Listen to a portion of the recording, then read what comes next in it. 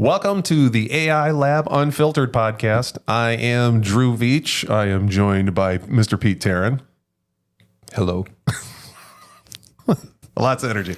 And we have a special guest. We have Alex Mead with us. You may recognize him from an earlier episode that we had before. And okay, gentlemen, this is what I want to talk about. This is the discussion that I've been dying to talk about. Is AI making us dumber? And the reason why I wanted to bring this up, and the funny thing is I brought this up to my wife. I said, hey, we're doing a podcast episode on is AI making us dumber? And she said, that title is stupid.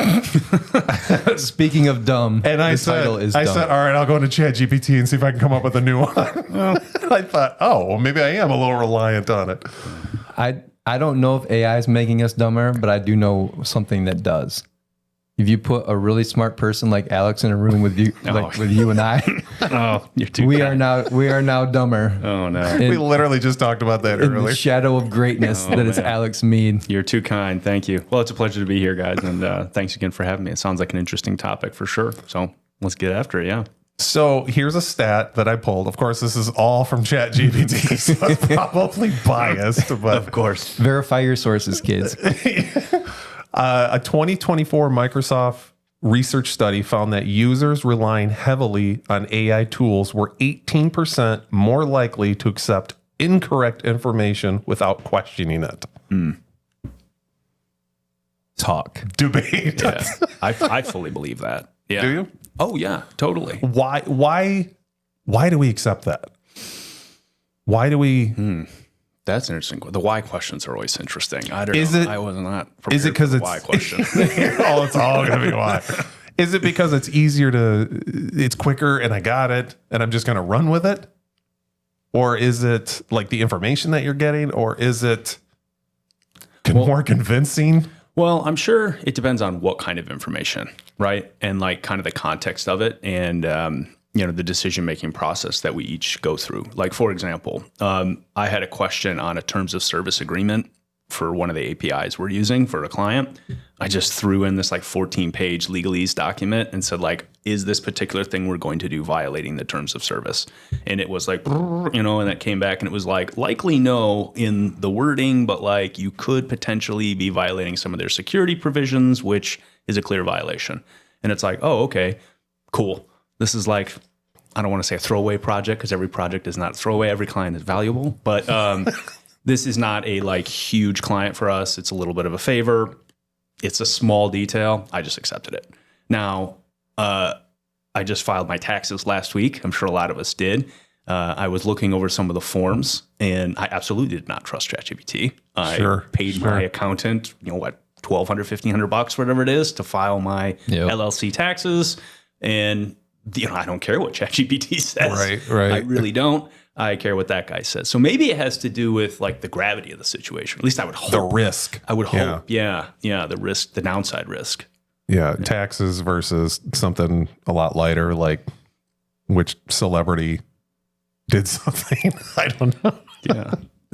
I want to come back to that, but going back to what you quoted there, is it different? And we may not know the answer to this. Is it different than trusting the answer that you would get if you had Googled it instead? So if you Googled that same thing and you clicked on the very top link, It's a great question. do you take that for gospel, or are you more likely to click through, 3, 4, 5 different links and try to, suss out, are they, if they're all saying the same thing, then maybe it's the right thing. Yeah. But if you're getting different viewpoints from different links that you're going to, maybe you don't trust it as much. I just wonder if that same thing applies to Google. And I would argue that I think it does because it's a computer and we what's the word? Anthropomorphize? Thank you. Yeah. Why can't I say that? That's a I'm tough usually word. pretty good with words. That's a tough word. I was listening, that word came up a lot, and I was listening to an AI podcast on the way to record our AI podcast this morning. And they were talking about that. And I think that it lends to why we accept it, because it's talking to us. So we give it a human element and it makes it more More believable. Yeah. More believable. Yeah. That would 100% fit my thought pattern. Like, oh, Amber's telling me this. Amber. I'm going to believe it. Good old Amber. All right, here's another one. Frontiers in Psychology. That we're going to talk about cognitive offloading now. Okay. Frontiers in Psychology published a paper in 2023 that found that repeated AI use can reduce our memory recall and ability to synthesize ideas. Yeah, I fully believe that. I do too. I always go back to the analogy of when's the last time you actually had to remember somebody's phone number and type it into your phone? Oh, yeah. You don't. I mean, you don't. Nobody does You remember your childhood phone number that you grew up with. Yeah. But since disconnected. phones came out, you just don't care anymore. Yeah. But does that mean you have a worse memory? Or does it mean you're just not remembering certain things? Like, did your memory actually degrade because you're using AI a lot? Like, I don't know if I buy that. You know, I've actually looked into this a little bit, like memory. So there's a book called, I think it's called like Dancing on the Moon with Einstein. Do you remember what the book is called? I know, right? It's called like Moon Dancing on the Moon with Einstein, or Moon Dancing with Einstein, or something like that. And it's all about these like extreme memory competitions where they'll take like, 5 card decks, completely randomly shuffle them, and they'll each be like different card decks. So you can effectively differentiate, and they'll have like a huge stack, and people in competitions will memorize the order of these cards, and then they'll repeat them back to you. And so this is a book about a journalist. I think she might have been a psychology PhD student or something like that, where she was like, this is insane. What is different about these people, and why are they able to do that? And basically, long story short, from my recollection of the book, is there's nothing particularly special about these people. They have just honed their memory abilities, and they've used like these like visualization techniques to basically kind of map the cards into a room and use these very funny phrases like dancing on the moon with Einstein. And then that kind of sets your brain up. So it's my it's my understanding that like traditionally, like going like way back, I used to be like really into like Bible history and kind of geeked out on that, and looked into like the history of like, why are these like ancient texts the way they are? And like, can they be effectively trusted if you have it from a oral tradition into a written tradition? And like, there's like a whole bunch of research in terms of like, can you memorize like the Quran? And it's like, yes, like normal people can. Like you can verify this. So I think about it as like, but we're not doing that. So Right. I don't know. We're probably just getting lazy, but we probably have those abilities if you were to train them. And I think where I would go with that, from what Drew brought up, is let's say that you memorized the Quran before AI became a thing. Sure. And then you started using the shit out of AI for a long time. Yeah. If you went to try to then memorize the Bible, has your ability to memorize long form, has it degraded because of that use of AI? Because that to me is what, for me, like what this is it, when we say making us dumber, I think of it as, is it degrading our cognitive abilities from where they were after AI use? Or if it's not, which I don't think is happening, just maybe I'm giving away my whole thing on this, or is it just distracting us? Or here's my example.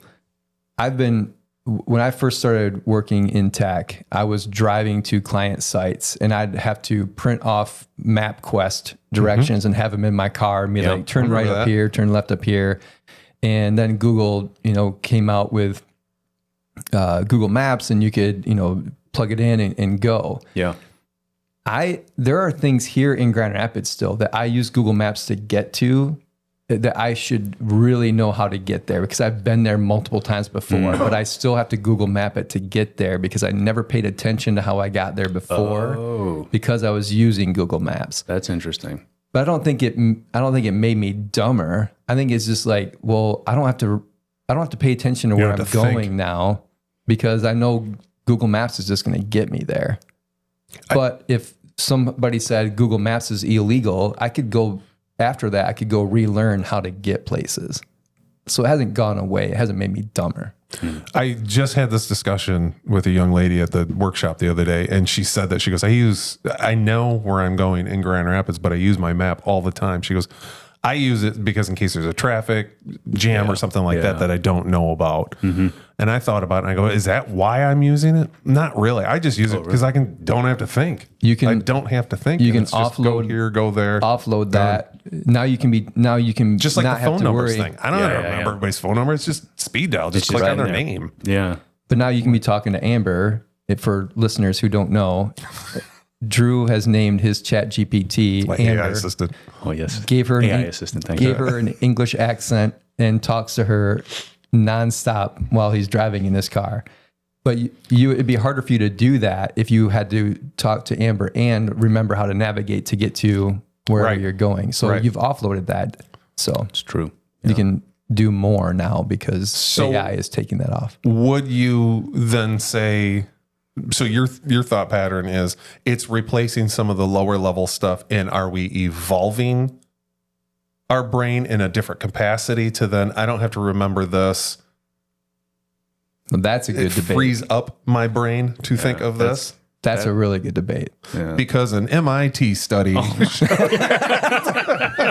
AI tools. He was setting me up the whole time. I love it. I'm like, oh, this is interesting. This actually supports that. AI tools can improve productivity by 40%, freeing users to focus more on creative tasks. Which is, there's a lot less of this because everybody wants to poke at, well, it's making you dumber.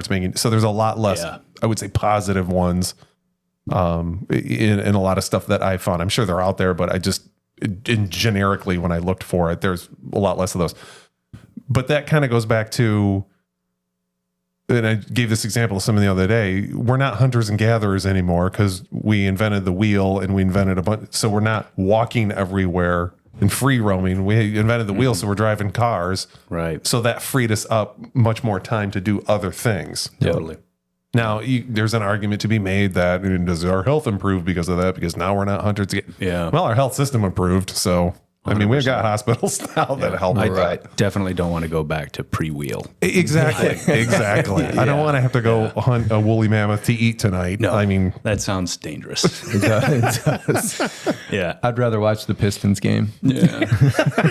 you bring up an interesting point, though. I mean, when you guys first pitched the title to me, the first thing that actually came to my mind was calculators, actually. Yes. And I remember growing up, we were allowed to use calculators. I was always kind of a math guy.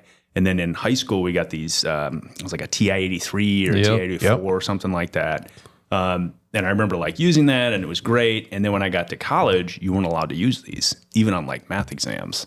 And I remember having kind of lost the ability to do like basic math, not like 2 + 2, but like, what is, 527 divided by 13? You're like, I could do that, of course. And you like break it down.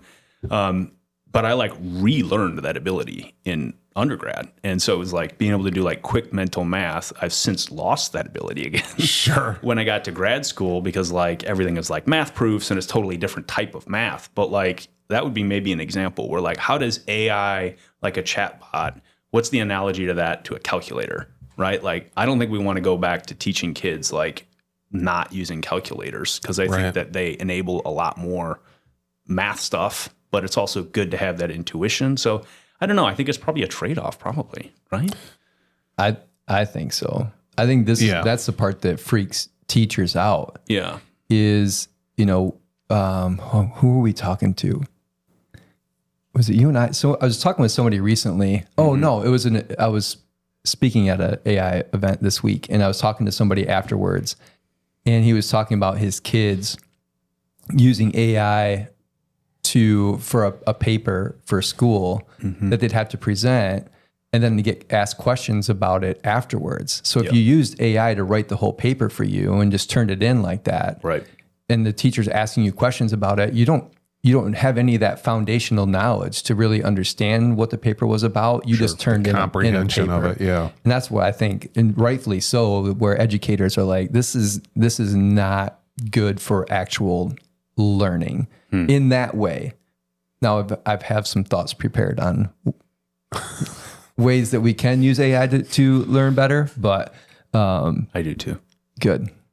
But then is there an argument, before you get into that, is there an argument, kind of going back to what you said, well, calculators came out. Do we need to know more than just how to enter it and use the next tool that helps us with that, because now we have phones that can do it.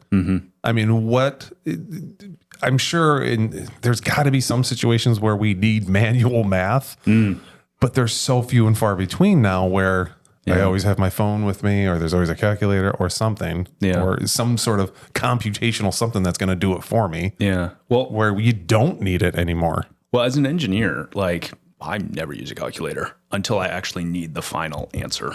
Like I'm always working through the whole process in my head. I remember, so my undergrad is actually in structural engineering. And so, you're like, oh, those guys are all by the numbers and, doing all these things. It's like, not actually. Most structural engineers will have the entire like Rolodex of steel members in their brain, and they will have an understanding of what they're trying to do. And they will use intuition to like lay out the whole grid. And then they'll run the calcs and be like, oh, I need to bump this member up. Oh, this one isn't going to meet the code, this, that, and the other. That's the way my friends who are like structural engineers still do it. So it is a lot of cognitive and critical thinking. Hugely. Yeah, hugely. I mean, obviously there's some things that are just code, right? Like this is the code. This is what you have to do. Yep. Good luck. You know what I mean? And the numbers are all there. But software design is still incredibly intuitive. I mean, all these guys I was just texting with a guy last night, former guest of the pod, Graham, and we were just like reminiscing. I'm like, man, are you getting these results like for these like bigger code bases out of Gemini? I'm like, no, I'll be honest, man, I'm still getting like a lot of these bugs. And he's like, oh, thank God. It's like, we got coffee and I was kind of thinking you were like doing all this, just whatever. And I'm like, no, I think a lot of this is still marketing PR now, I'm not going to say in 5 years it's not doing a lot of these things, but still there's a lot of intuition and a lot of creativity that's still lacking there. Is there actually profound new thoughts coming out of ChatGPT in the writing space? Like, is there an Ernest Hemingway that just needs the ChatGPT to express himself, after the Spanish Civil War? It's like, I don't think so, man. Is it totally derivative? Is it able to do more? I don't know. This is a little different than learning, but this is kind of getting to like the bleeding edge of science or whatever. Yeah. But I don't know. I'm still using it. Why are you still doing the math in your head? It's not even doing the math in my head. It's just the way that I think now. So like, I remember there's a math class called linear algebra, which is very similar to the algebra you take in, like 8th grade or 9th grade or whatever it is, but it's kind of expanded to multiple dimensions. So you've got like many equations. Ironically, that's also most of the math that AI uses. But I remember in this math thing, there's a thing called a vector space, and it's basically just a row of numbers. That's where you get these vectors, and we won't get into the details, but I remember really struggling with this concept when I was learning it. And just being like, I don't know, man, there's all these numbers. They have these weird like R's with these like powers to them, and they look weird. And they're like, have all these proofs that are like true. And you're like, I just could not wrap my head around it. It was very, very hard. And all of a sudden it just kind of like clicked and I like got it. And I remember this moment distinctly. And I'm like, I will never see the world again the same way now that I understand this like math thing. You can ask ChatGPT all you want for the proof that that's going to spit out, and it'll give it to you. It will. A lot of these tools are like, they're killing these like math Olympiads and all that. Yep. They're way smarter than I am with math, right? But you still need to understand that concept in your brain. I mean, take a silly example. My fiance is a chef. She's formally trained as a chef. She has a culinary arts degree.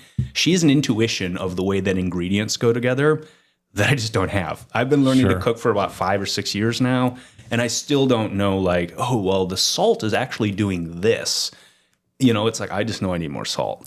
But she has like a deep understanding, and she'll like be predicting things, and she could just like ad hoc cook stuff. And I have like no understanding. I ask ChatGPT for recipes. Right. And she'll be like, oh, I wonder why they're doing that. And then you'll cook it, and it's like, oh, it's not that great. She's like, yeah, I wouldn't have put in cayenne or something like that. So, I think these tools are great for like a first pass, but you still got to understand stuff in your head. I mean, what does it mean to exist? What does it mean? Well, that brings up a good point too. Like, ironically, out of most of that, the chef part I can relate to. The food part, not that I'm a chef, but I just love to eat. Don't we all? But to know all the ingredients that go into a certain recipe, and yeah, you're right. How much salt and when to put it in. When? I would never know that. I mean, you'd have to be trained and to have that rolling in your head constantly of, do I add salt to this dish or not? Yeah. You know, you can't, it's kind of having that recipe always rolling around of how you can change it up. I mean, that's really the creative aspect of humans, is to be able to take different things and change it into versus the outcome of what ChatGPT is going to give you and say, here's the ingredients, put them in, and there you go. Yeah. I guess that's good, you know, but versus a chef going, I would have changed it a little bit knowing how this recipe's coming together. Yeah. Yeah. I think the premise of this episode, is it making us dumber, is kind of like this very binary, like either people brain or AI brain. And if you use your people brain, you're going to do what we've been doing up until, you know, the advent of recent AI, ChatGPT. Whereas if you were to, our kids now are growing up in a world, or our kids for sure, where AI is everywhere. And they could, in theory, have a whole life where they just use AI as their brain. Like they're not really learning anything. They're just saying, how do I cook a cheeseburger? And it goes and it orders the ingredients, delivers them to the house, tells you how to do it. So in that way, that person that's using AI as its brain, yeah, if you took AI away, they're going to be really dumb because they never had to learn how to do anything. Right. But I think where the magic is when you marry the two things together. So people plus AI. So augmenting. So your fiance, classically trained chef with AI, could maybe say, hey, give me a few different ideas of a way to make this dish. So now she's augmented with AI and can maybe come up with something that's novel that maybe she hadn't thought of before. And that's where I wanted to go with this discussion today, is like, how do we integrate AI into our lives, but help still keep us sharp so that we're understanding the world as it is? So almost using AI to augment versus replace. Yeah. That's where, I think where people are freaking out is the replace thing. And that's not how I'm thinking about it. Yeah. Like when my kids are using AI for their homework, they're not saying, give me the answer to question 4. Right.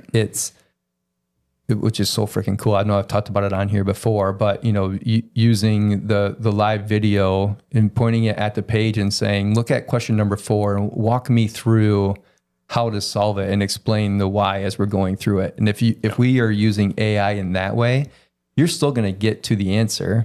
And yeah, it's easier to just say, give me the answer, but now I'm getting to the answer, but I also know how to do it. So if you did take AI away, I should be able to still do it without it.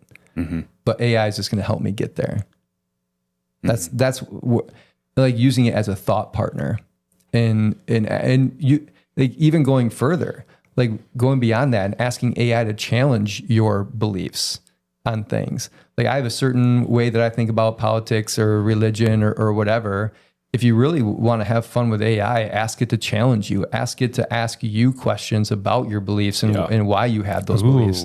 I did not think of that. Now you're you're going the opposite. Is it not making me dumber? Is expanding my worldview? Is it pushing me? Pushing me. Yeah, exactly. Yeah. I don't do this as much anymore with the talks I give, but I used to have this part in a talk where I would say to ChatGPT, what is the Trinity test and was it a good thing?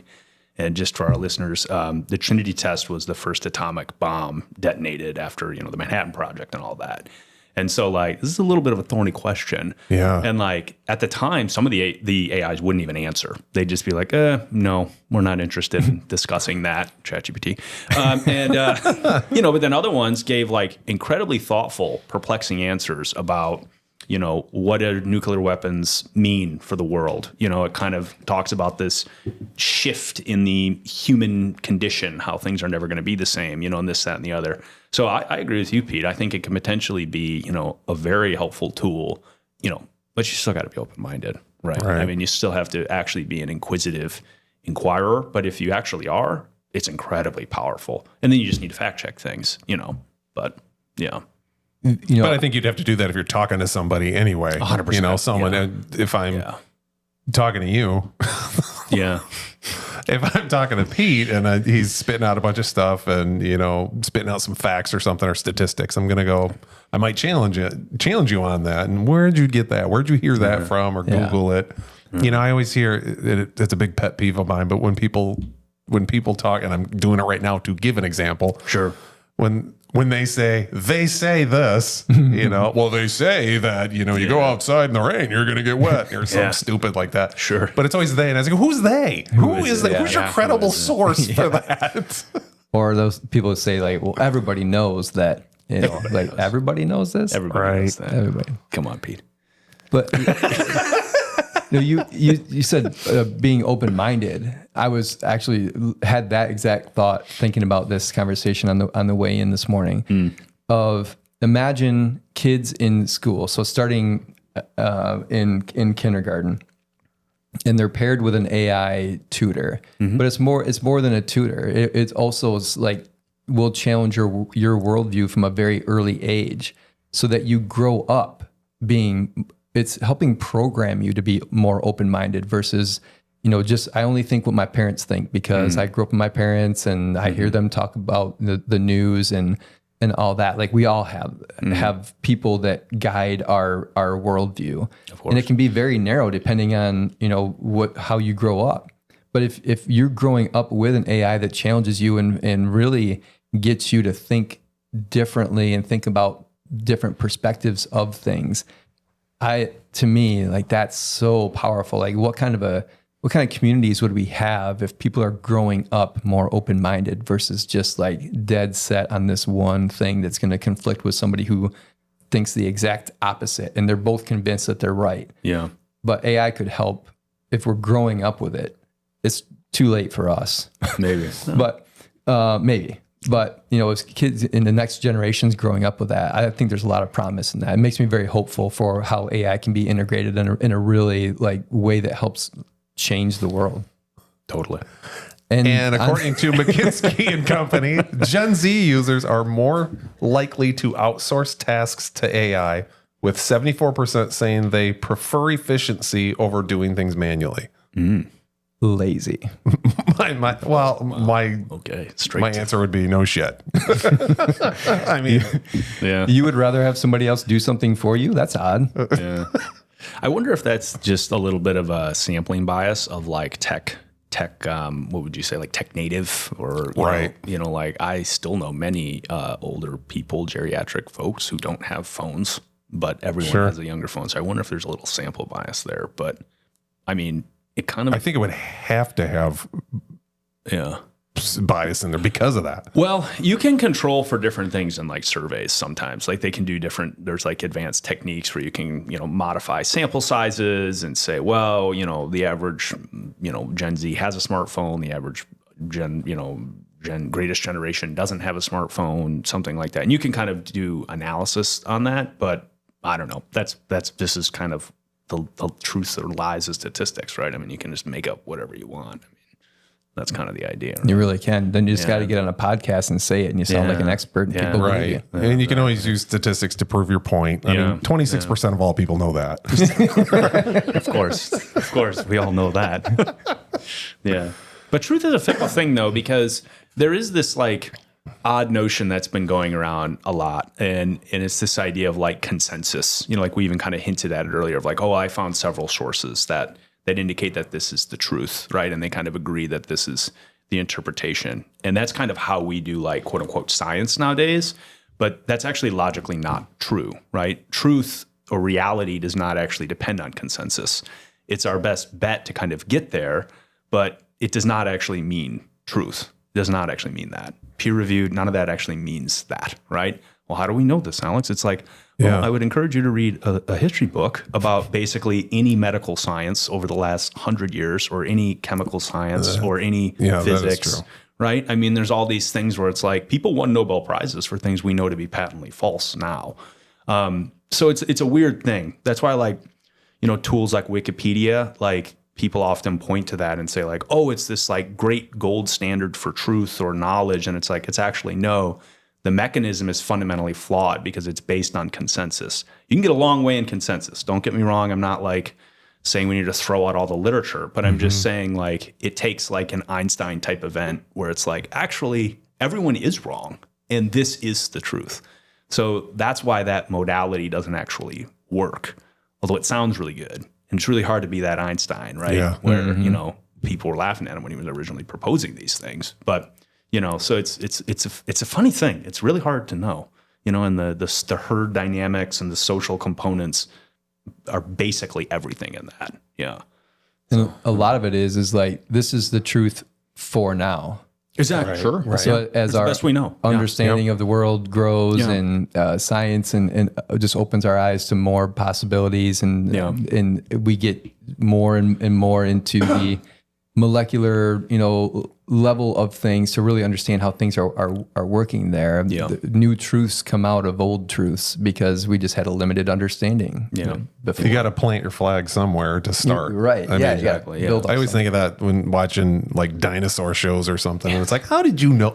I mean, if that was 150 million years ago and you found one bone and you Right. said, oh, well, it's this big and it did this. And how'd it you had know the all these color? Yeah, That's it's always my exactly. How'd It you was know what blue. the skin looked like and everything? It's like, come on. Yeah. This is how it growled. And it's like, Yeah. I have no idea. That being said, though, I mean, there is like something to be said. There's like this attack on experts now, I feel like post COVID, and a lot of it is legitimate. There should be a lot of experts that should be disbarred. But like at the same time, like I was having a debate with a young woman a number of months ago, and she was explaining to me how she like was reading this like double-blind placebo vaccine study, and she was like, you know, critically analyzing all these statistics and everything. And I'm like, listening to her, and like what she says is making no sense at all. Like no sense at all.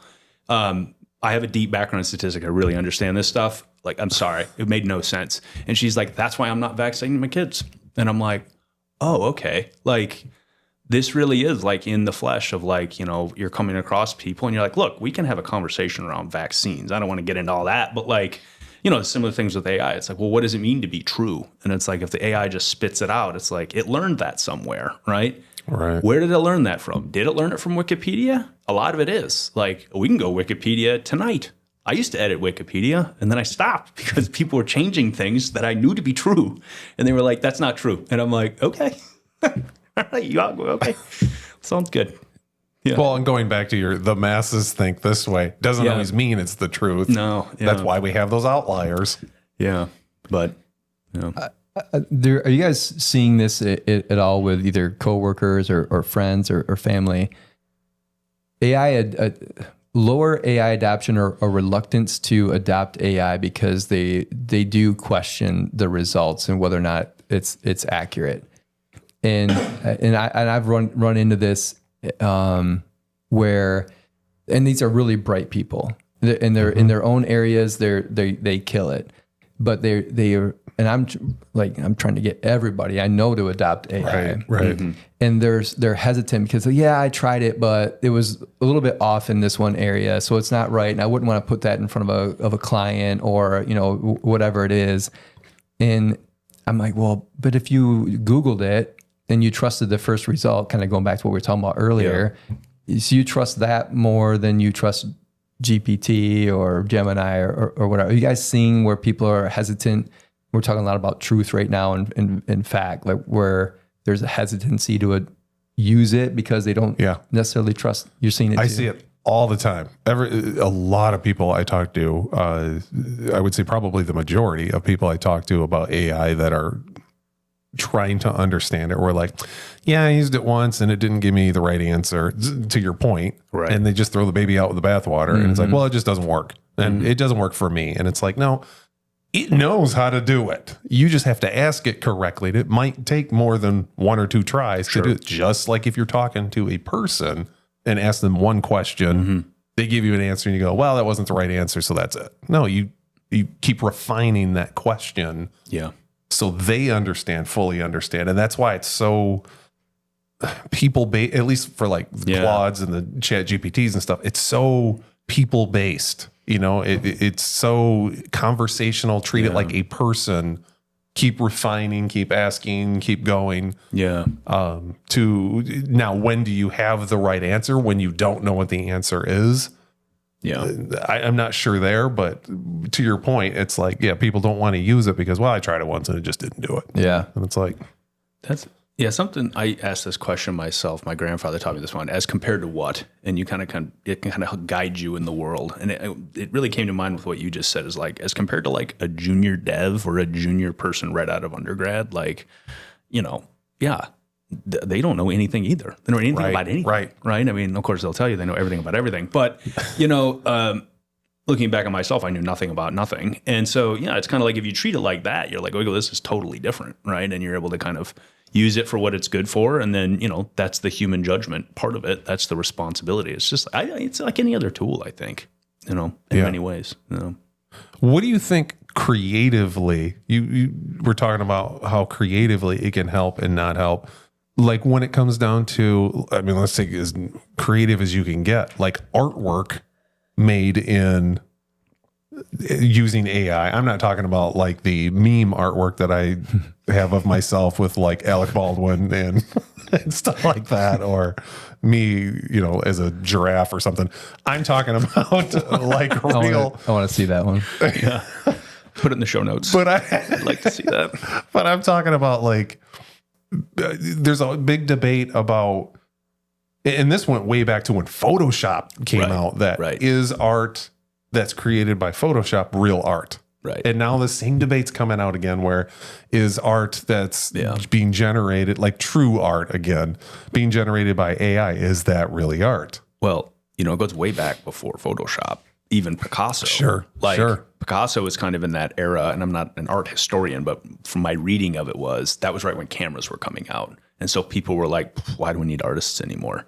And if you look at like Picasso's early work, you're like, I mean, people now, they're like, oh, it's just like fat people and weird stuff. But then like, if you look at before that, it's like, no, bro could paint really well. And then something happened and it was like, well, no, he started doing like real art. So like, what is that? I think to your question, it kind of begs the question of like, well, what is art? Yeah. Is the real question there. Yeah. I don't know the answer to that. When we walked into the studio this morning, Lauren had this image on the TV out in the lobby. And I would have never thought this, maybe even a year, or definitely 2 years ago, I wouldn't have. I was like, did a person create that, or is that AI created? It was very intricate. It was very cool, very trippy. Yeah. And it was, I loved it. But now we live in a time where I'm like, was that a human, or did somebody just put a quick prompt into AI and come up with that? For me, I'm really glad you brought this up. I think this is a really cool topic. I think art, for it to be, because I think when it comes to is it art? I think it's more like, is the art valuable to someone? Yep. And I think art that is generated by a human is going to always be more valuable than art that's created by an AI. But I think it's going to be like what we're talking about with schoolwork, where you have to be able to explain your answer. I think art in the future is going to be the same way, to demonstrate, like, is there a video of the artist creating this art? And then it's more valuable when you buy it, because you know that a human made it and you know what went into it, and that artist could be explaining the story of how they arrived at why they even wanted to create this piece in the first place, versus just some Homer like me just goofing around and doing goofy stuff. And well, that's cool. Yeah. So I think there's the value part of it. Like if you're selling your art or whatever, like I feel bad for artists who like that's their living, but I think there's still a way for them to demonstrate that they handcrafted that art, or even if they made it in Photoshop, if you show the process and the actual work went into it and the story behind it, I think that's what brings the value versus just a couple of clicks and a prompt. I agree to a certain extent. I think it's, because you're looking at it too from the artist perspective of them building something and then someone finding value. And I 100% agree with that. But the other way I see it too is, even if it was 100% generated by a computer, is it something that I desire? Is it something that I put value in? Well, then to me, I like it, there's value to it at least. Is it art? Is it not? Well, to me it is. If I'm going to hang it on the wall, or if I'm going to hold that closer to me to go, I really like this piece. It really says something. I can it for me, it gives me some sort of an expression to it. Yeah. Yeah. The personal, I guess, yeah, the difference between personal value and external value. I was talking about more like external, but personal value, yeah. Like recently, somebody sent me a picture of my daughter at a track meet. It was a really cool picture. She's at the start line before a race. And I looked at that. I'm like, oh, I could use AI. I could remove the background, put her in an Olympic stadium and put "just do it" with the swoosh on it. It was fucking cool. Yeah. Very valuable to me. Sure. Besides, my wife and my daughter, nobody else is going to think it's that cool. So there's value in that. Yeah. I never in a million years would have done that even with Photoshop. Yeah. Because I'm not a Photoshop person. I don't know how to use it. But I could do that with ChatGPT, and that was cool. Yeah. I think for me, so I've started a couple different companies with different people, and like one of the things you always have is like a logo, right? And I've always hired a designer of some type. Usually costs about $1,000. They come up with the color, scheme. It's like a palette of 5-7 colors, and a couple logos and some text with the name, right? Like I said, I think it costs usually $1,000-$1,200, somewhere in that range, right? If I'm going to start a new company, I'm definitely going to be doing that again, just because the process of working with that person, they really kind of capture the essence of what we were trying to do. But I would have never hired a graphic designer to put like the banner on like a blog post. Right. But now I use AI to do that. So I think it's a little bit of a thing too of like the market is expanding in some ways that allow for more cool art, whatever you want to call it. That like, I would have just posted it with some picture I hiked off Google, right? That was like kind of what I was trying to do. But, so I don't know. I'm not sure it's like always all one thing or all another thing. But I will say if I was an artist right now, I would be trying to learn how to use these tools to lever up as quickly as possible. Yes. I would not be not worrying about it just because, if you're trying to do something sophisticated and there's a lot of meaning behind it, that's awesome. But like if somebody can pound out the rough pencil sketch of it quicker than you, and then you do the fine tuning or whatever. But so I don't know. I'm not sure. I think we're still figuring out. It's got to be helping in some ways, right? Like if you can turn out more content because you're leveraging these tools, then you can sell more or you can serve more clients. So in theory, maybe you can actually improve, create more revenue using these tools versus less. Well, if you're using it as a tool, like we've always said, it's not the end all be all. It's a tool in your process that speeds up many steps in your process. Yeah. Well, and maybe it could be like, people always point to these in the like, I gotcha, aha moment, like in debates of like, well, economics 101 shows that this is clearly like free trade is clearly the best way, period. Stop talking. And you're like, okay, but like, that's like often like at infinity or in continuous, right? So like, I'll give you an example of like, everyone like Barnes & Noble, Borders Books, all these bookstores were just like getting crushed by like Amazon, right? Well, they just built a new one, like a mile from my house, a new Barnes & Noble. So it's like, okay, well, maybe there's just like some, kind of perturbations in the system or that need to get worked out for what's really, how is this going to change the art world? Right. I don't know. Interesting. All right, gentlemen, we got to wrap this up. I think we solved a lot of the world's problems in this podcast. Absolutely. It's always fun. Yeah. Alex, it's always fun to have you on here, man. Thank you, Drew. I always appreciate it. Any final words, Pete? Thank you, Drew, for being on here too. I appreciate no you. problem, buddy. Yeah. No, I appreciate you guys doing this. I've listened to, I think, all of the podcasts but one, and I just really enjoy having a space like this. That's who's listening. Also your guys' your meetup, West Michigan AI Lab, I think is great. So Appreciate you I'll supporting that. I'll Appreciate plug it the for plug. you. I'll plug it for you because I really do enjoy it. I've been to many of them, and I think they're great. So Thanks, man. Oh, and before we leave, because we didn't start with it, thank you, Studio Jefferson. Thank you, Think Tank Leadership. Think Tank Thought Leadership. Think Tank Thought Leadership. We could not have done this without you guys for producing this and distributing it, and just the pep talks that we get actually too of going into this. So big shout out to them. Awesome. Studio Jefferson, Think Tank are great. I agree. Thanks, guys. If you want to know more, like and subscribe. Thank you.